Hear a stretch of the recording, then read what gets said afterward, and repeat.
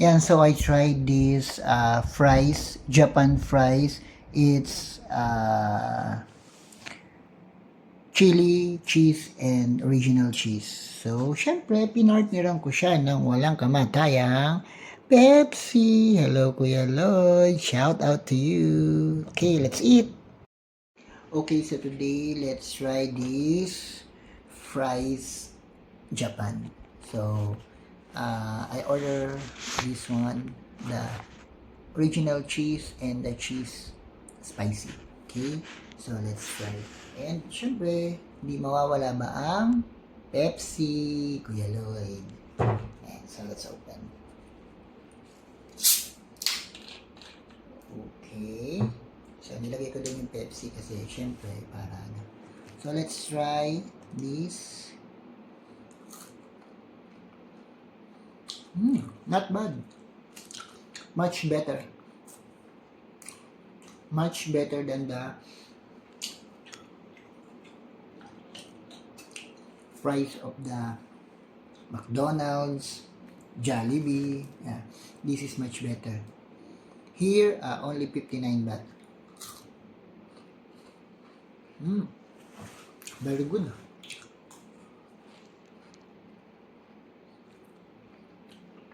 Pero ang binili ko siya kanina pa, crispy pa rin siya. So kung pupunta kayo dito sa Thailand, try nyo itong Japan fries. Good. Much better than McDonald's. Much better than Jollibee. Cheesy pa.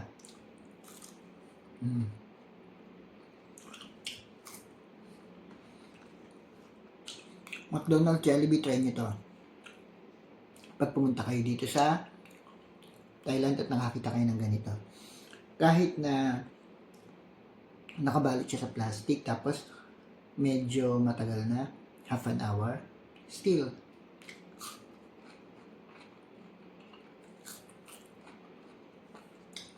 crispy pa rin. Not like when you eat in Jollibee or McDonald's, although I love Jollibee, it's my BFF.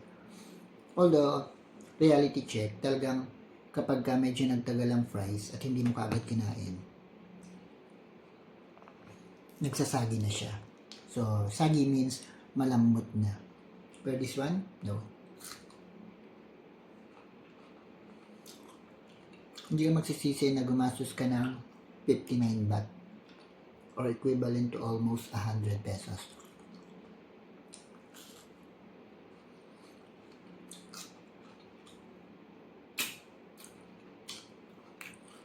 Try nyo Jollibee, McDonald's, KFC.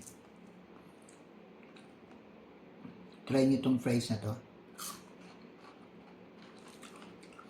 You will say,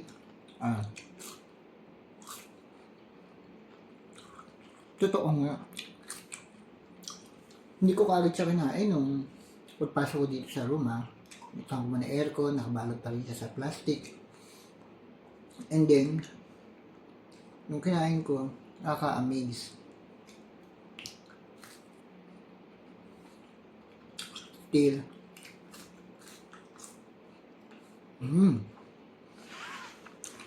so this is a Japan fries here in Thailand.